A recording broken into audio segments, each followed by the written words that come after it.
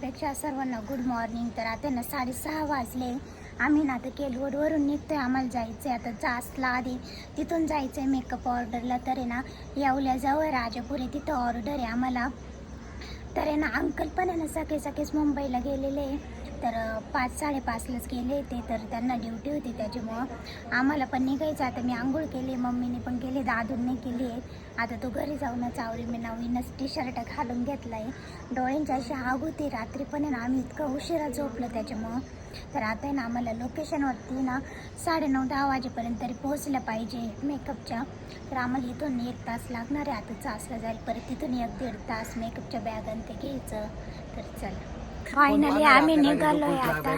दादा मस्त पर्स घेऊन उभा राहिलाय. असं हटकून घे ना. गाडी रात्रभर उघडी होती.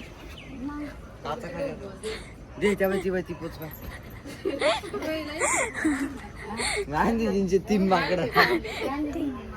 तू काना वाट ठेव, तू डोळे ठेव, तू तोंड ठेव, तोंड ठेव. दादी इकडची काच खाली करून ती थोडीशी. कसं करावं बेबी नंबर 2 कमिंग.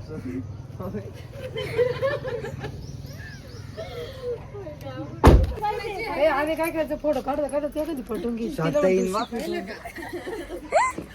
दादा तर लग्नाचं लय प्लॅनिंग चालू आहे यांचं. तुम्ही शोधून पाय कधी भेटले लय प्लॅनिंग चालू आहे तर लग्न. नव्हती येईल का एखादी. नव्हती की एखादी. नाही चांगली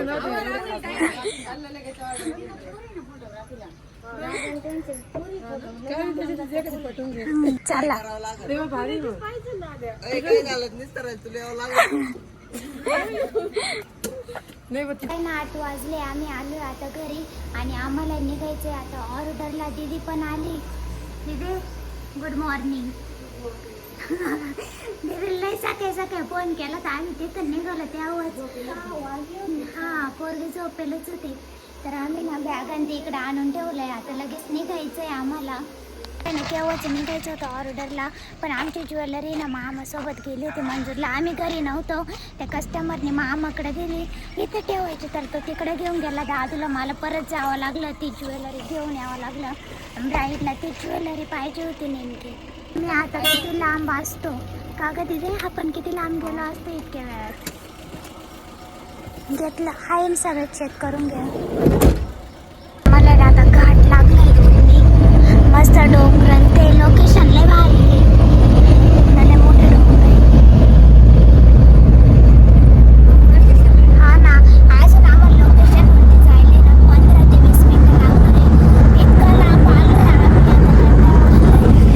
सगळे डोंगर दिसतंय आता. तर भूक पण लागली. हा सगळ्यात लांबची ऑर्डर आहे.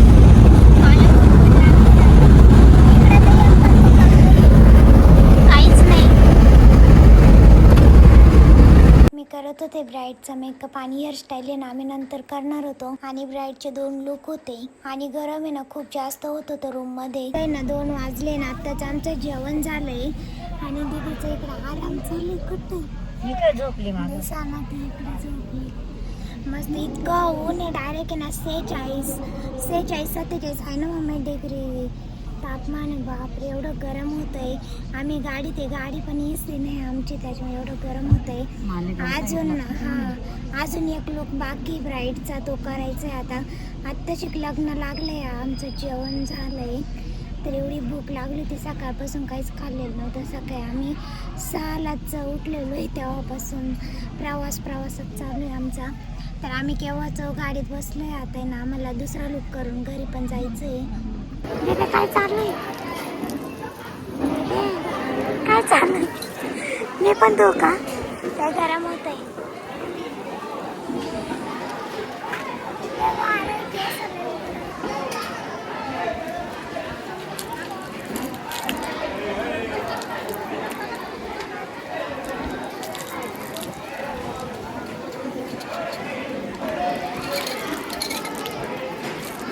मस्त गार पाणी मी तोंड धुवून घेतला.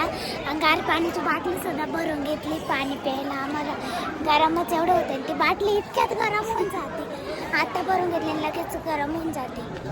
फायनली आम्ही निघालोय आता घरी. 3 वाजून गेले आता आणि घरी जायला पण आहे ना 1.5-2 तास लागणार आहे आम्हाला. दसरा टचअप वगैरे सगळं झालंय आता. इतकं गरम होतं, इतकं गरम. आता तरी थोडंसं फ्रेश वाटतंय. हा ना,